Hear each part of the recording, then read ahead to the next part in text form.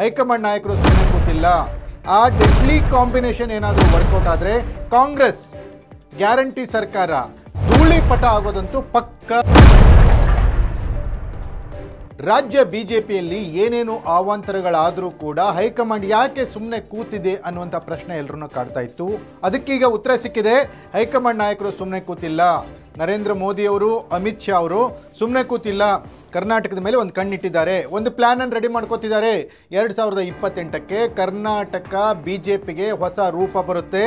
ಆ deadly combination ಏನಾದರೂ workout ಆದರೆ ಕಾಂಗ್ರೆಸ್ ಗ್ಯಾರಂಟಿ ಸರ್ಕಾರ ಧೂಳಿಪಟ ಆಗೋದಂತೂ ಪಕ್ಕ ಅನ್ನುವಂತಿದೆ ಮೋದಿ ಮತ್ತು ಅಮಿತ್ ಶಾ ಅವರ ಪ್ಲಾನ್.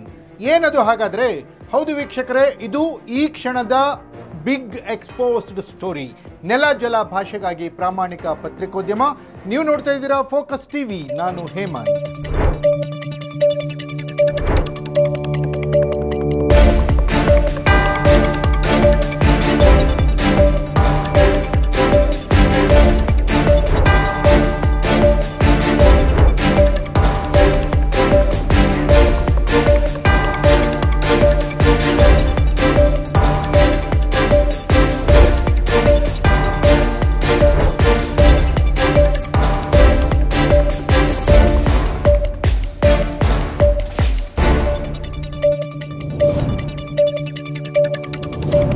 ಎಸ್ ವೀಕ್ಷಕರೇ, ಬಿಜೆಪಿಯ ದೆಹಲಿ ಮಟ್ಟದಲ್ಲಿ ಹೈಕಮಾಂಡ್ನಲ್ಲಿ ಅತಿ ದೊಡ್ಡ ಪ್ಲಾನ್ ಕರ್ನಾಟಕಕ್ಕೆ ರೆಡಿ ಆಗ್ತಾ ಇದೆ. ಕರ್ನಾಟಕಕ್ಕಾಗಿ ಎಕ್ಸ್ಕ್ಲೂಸಿವ್ ಕಾಂಬಿನೇಷನ್ ಅನ್ನ ಬಿಜೆಪಿ ನಾಯಕರು ಮಾಡ್ತಾ ಇದ್ದಾರೆ. ಯಾರಿದ್ದಾರೆ ಈ ಕಾಂಬಿನೇಷನ್ ಅಲ್ಲಿ? ಏನಿದು ಡೆಡ್ಲಿ ಕಾಂಬಿನೇಷನ್? ಈ ಕಾಂಬಿನೇಷನ್ ವರ್ಕೌಟ್ ಆದ್ರೆ ಕಾಂಗ್ರೆಸ್ ಸರ್ಕಾರ ಧೂಳಿಪಟ ಆಗೋದು ಪಕ್ಕಾನಾ? ಹೌದು ಅಂತಿವೆ ದೆಹಲಿ ಮೂಲಗಳು.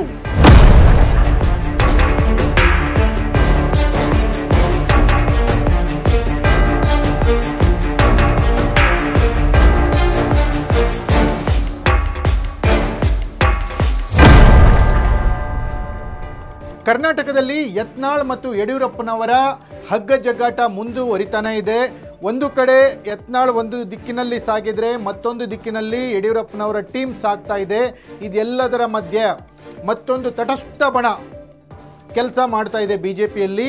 ಮನೆಯೊಂದು ಮೂರು ಬಾಗಿಲು ಅನ್ನುವಂಥ ಬಿಜೆಪಿಯನ್ನು ಒಟ್ಟಿಗೆ ತೆಗೆದುಕೊಂಡು ಹೋಗಲಿಕ್ಕೆ ದೆಹಲಿ ಮಟ್ಟದಲ್ಲಿ ಬಿಜೆಪಿ ವರ್ಕೌಟ್ ಮಾಡ್ತಾ ಇದೆ. ಅಮಿತ್ ಶಾ ಮತ್ತು ನರೇಂದ್ರ ಮೋದಿ ಅವರು ಸ್ವತಃ ಈ ವಿಷಯವನ್ನು ಗಂಭೀರವಾಗಿ ಪರಿಗಣಿಸಿದ್ದಾರೆ. ಒಂದು ಕಾಂಬಿನೇಷನ್ನ ರೆಡಿ ಮಾಡ್ತಾ ಇದ್ದಾರೆ. ದಕ್ಷಿಣ ಭಾರತದಲ್ಲಿ ಅಧಿಕಾರದಲ್ಲಿರುವಂತಹ ಕಾಂಗ್ರೆಸ್ ಅನ್ನ ಕರ್ನಾಟಕದಿಂದ ಕಿತ್ತೆಸಿಬೇಕು. ಕಾಂಗ್ರೆಸ್ ಕೊಟ್ಟಿರುವ ಗ್ಯಾರಂಟಿ ರಾಷ್ಟ್ರ ಮಟ್ಟದಲ್ಲಿ ವರ್ಕೌಟ್ ಆಗಲಿಲ್ಲ ಅನ್ನುವಂಥ ಮೆಸೇಜ್ ಅನ್ನು ಕೊಡಬೇಕು.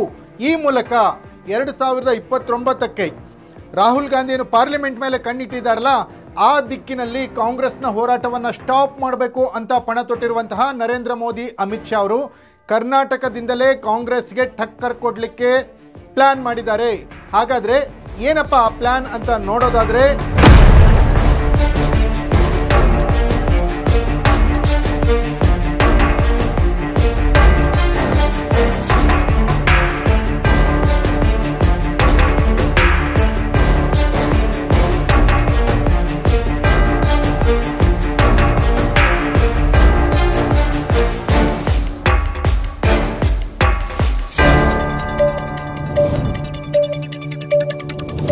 ಒಕ್ಕಲಿಗ ಮತ್ತು ಲಿಂಗಾಯತ ಡೆಡ್ಲಿ ಕಾಂಬಿನೇಷನ್. ಅಂದರೆ ಲಿಂಗಾಯತರಲ್ಲಿ ಈಗ ಇರುವಂತಹ ನಾಯಕತ್ವ BS ಯಡಿಯೂರಪ್ಪ ಮತ್ತು ಯತ್ನಾಳ್ ಅವರ ಮಧ್ಯದಲ್ಲಿ ಹರಿದು ಹಂಚು ಹೋಗ್ತಾ ಇರುವಂಥ ಸಂದರ್ಭದಲ್ಲಿ ಲಿಂಗಾಯತ ಕಾರ್ಯಕರ್ತರು, ಬಿಜೆಪಿ ಕಾರ್ಯಕರ್ತರು ಯತ್ನಾಳ್ ಅವರನ್ನು ಹೆಚ್ಚಿಗೆ ಇಷ್ಟಪಡ್ತಾ ಇರುವಂತಹ ಸಂದರ್ಭದಲ್ಲಿ, ಹಾಗಂತ ಯಡಿಯೂರಪ್ಪನವರ ವಿರುದ್ಧ ಯಾರು ಲಿಂಗಾಯತ ಕಾರ್ಯಕರ್ತರು ಇದ್ದಾರೆ ಅಂತ ಅಲ್ಲ, ಅವರಿಬ್ಬರನ್ನ ಒಟ್ಟಿಗೆ ತೆಗೆದುಕೊಂಡ್ರೆ ಯಡಿಯೂರಪ್ಪ ಪ್ಲಸ್ ಯತ್ನಾಳ್ ಸೇರಿದರೆ ದೊಡ್ಡ ಶಕ್ತಿ. ಅದೇ ರೀತಿ ಒಕ್ಕಲಿಗರಲ್ಲಿ HD Kumaraswamy plus DK Shivakumar ಇಬ್ಬರನ್ನ ಒಟ್ಟಿಗೆ ತರುವಂಥ ಪ್ರಯತ್ನವನ್ನು ಮಾಡ್ತಾ ಇದ್ದಾರೆ.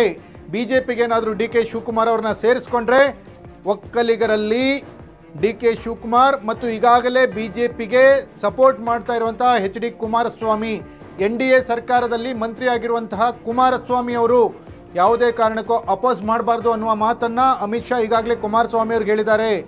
HD ಕುಮಾರಸ್ವಾಮಿ, DK ಶಿವಕುಮಾರ್ ಒಂದು ಕಡೆ ಒಕ್ಕಲಿಗ ಮತ ಬ್ಯಾಂಕಿಗೆ ಲಗ್ಗೆ ಇಡೋದಾದರೆ, ಮತ್ತೊಂದು ಕಡೆ ಲಿಂಗಾಯತ ಮತ ಬ್ಯಾಂಕಿಗೆ ಯತ್ನಾಳ್ ಮತ್ತು ಯಡಿಯೂರಪ್ಪ ಇಡೀ ವೋಟ್ ಬ್ಯಾಂಕನ್ನು ದೋಚಿಕೊಂಡು ಬರುವಂತಹ ಕೆಪಾಸಿಟಿ ಇರುವಂಥ ನಾಯಕರು.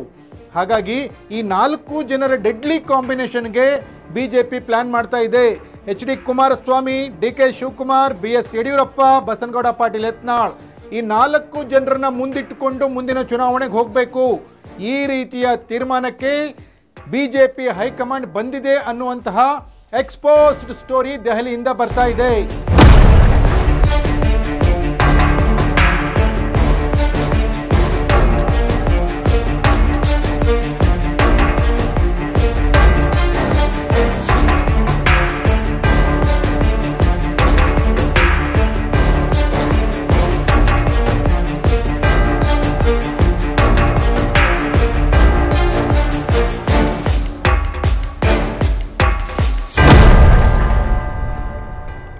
ಎಸ್ ವೀಕ್ಷಕರೇ, 2023ರ ಚುನಾವಣೆಯಲ್ಲಿ ಗ್ಯಾರಂಟಿಯ ಭರವಸೆ ನೀಡಿ ರಾಜ್ಯದಲ್ಲಿ ಕಾಂಗ್ರೆಸ್ 135 ಸ್ಥಾನಗಳಷ್ಟು ಭರ್ಜರಿ ಪ್ರಚಂಡ ಬಹುಮತವನ್ನು ಪಡೆದು ಅಧಿಕಾರಕ್ಕೆ ಬಂದಿತ್ತು. ಈ ರೀತಿಯ ಜನರಿಗೆ ಆಮಿಷಗಳನ್ನು ತೋರಿಸಿ ಗ್ಯಾರಂಟಿಯ ಬಗ್ಗೆ ಭರವಸೆ ನೀಡಿ ಅಧಿಕಾರಕ್ಕೆ ಬಂದಿದ್ದು ಎಷ್ಟು ಸರಿ ಅಂತ ಹೇಳಿ ಕಾಂಗ್ರೆಸ್ಗೆ ಬಿಜೆಪಿ ಪ್ರಶ್ನೆ ಮಾಡ್ತಾ ಇತ್ತು. ಆದರೆ ಈಗ ಬಿಹಾರ ಚುನಾವಣೆಯ ಸಂದರ್ಭದಲ್ಲೂ ಕೂಡ ಬಿಜೆಪಿ ಅಲ್ಲಿಯ ಜನರಿಗೆ, ಅಲ್ಲಿಯ ಮಹಿಳೆಯರಿಗೆ 10,000 ರೂಪಾಯಿಗಳಷ್ಟು ಪರಿಹಾರ ಧನವನ್ನು ಮಂಜೂರು ಮಾಡ್ತೀನಿ ಅಂತ ಹೇಳಿ ನರೇಂದ್ರ ಮೋದಿಯವರೇ ಹೇಳಿದ್ದಾರೆ. ಬಿಜೆಪಿ ಕೂಡ ಇಲ್ಲಿ ಆಸೆ ಆಕಾಂಕ್ಷೆ ತೋರಿಸಿ ಚುನಾವಣೆಗೆ ಹೋಗ್ತಾ ಇದೆ. ಇಂತಹ ಸಂದರ್ಭದಲ್ಲಿ ಗ್ಯಾರಂಟಿ ಸರ್ಕಾರ ಕರ್ನಾಟಕದಲ್ಲಿ ಏನು ಬಂದಿತ್ತು, ಗ್ಯಾರಂಟಿಯನ್ನು ಅನೌನ್ಸ್ ಮಾಡಿ ಜನರ ಮತವನ್ನು ಹೇಗೆ ಗಳಿಸಿದ್ರು ಕಾಂಗ್ರೆಸ್ನವರು, ಅದೇ ರೀತಿ ಕಾಂಗ್ರೆಸ್ಗೆ ಟಕ್ಕರ್ ಕೊಡಲಿಕ್ಕೆ ಕಾಂಗ್ರೆಸ್ನ ಗ್ಯಾರಂಟಿ ಯೋಜನೆಗಳು, ಗ್ಯಾರಂಟಿಯ ಯೋಚನೆಗಳು ವರ್ಕೌಟ್ ಆಗಲ್ಲ. ಗ್ಯಾರಂಟಿಯಿಂದ ಜನ ಮತ ನೀಡಲ್ಲ. ಜನರಿಗೆ ಬೇಕಾಗೋದು ಅಭಿವೃದ್ಧಿಯೇ ಹೊರತು ಗ್ಯಾರಂಟಿ ಅಲ್ಲ ಅನ್ನುವ ಮೆಸೇಜನ್ನು ಬಿಜೆಪಿ ನೀಡಲಿಕ್ಕೆ ಈ ರೀತಿಯ ಡೆಡ್ಲಿ ಕಾಂಬಿನೇಷನ್ಗೆ ಕೈ ಹಾಕಿದೆ ಬಿಜೆಪಿ. ಎಚ್.ಡಿ. ಕುಮಾರಸ್ವಾಮಿ, ಡಿ.ಕೆ. ಶಿವಕುಮಾರ್ ಅವ್ರನ್ನ ಒಟ್ಟಿಗೆ ಕರೆತರುವ ಯತ್ನವನ್ನು ಬಿಜೆಪಿ ಮಾಡ್ತಾ ಇದೆ. ಅದರ ಜೊತೆಗೆ ಬಿಜೆಪಿಯಿಂದ ಉಚ್ಚಾಟಿಸಲ್ಪಟ್ಟಿರುವಂತಹ ಬಸನಗೌಡ ಪಾಟೀಲ್ ಯತ್ನಾಳ್ ಅವ್ರನ್ನೂ ಕೂಡ ಬಿಜೆಪಿಗೆ ಕರ್ಕೊಂಬರ್ಲಿಕ್ಕೆ ಬಿಜೆಪಿಯ ದೆಹಲಿ ಮಟ್ಟದ ನಾಯಕರು ಪ್ರಯತ್ನ ಮಾಡ್ತಿದ್ದಾರೆ. ಹೀಗೇನಾದರೂ ಈ ಡೆಡ್ಲಿ ಕಾಂಬಿನೇಷನ್ ವರ್ಕೌಟ್ ಆಗಿದ್ದೇ ನಿಜ ಆದರೆ, ಈ 4 ಜನ ಘಟಾನುಘಟಿ ನಾಯಕರು ಒಂದೇ ವೇದಿಕೆಯಲ್ಲಿ ಸೇರಿದ್ದೇ ನಿಜ ಆದರೆ, ಈ 4 ಜನ 4 ದಿಕ್ಕಿನಲ್ಲಿರುವಂಥ ನಾಯಕರು ಒಂದೇ ದಿಕ್ಕಿಗೆ ಬಿಜೆಪಿಗೆ ಬಂದಿದ್ದೇ ನಿಜ ಆದರೆ, ರಾಜ್ಯದಲ್ಲಿ ಕಾಂಗ್ರೆಸ್ನ ಸ್ಥಿತಿ ಅಧೋಗತಿಗೆ ಇಳಿಯೋದ್ರಲ್ಲಿ 2 ಮಾತಿಲ್ಲ.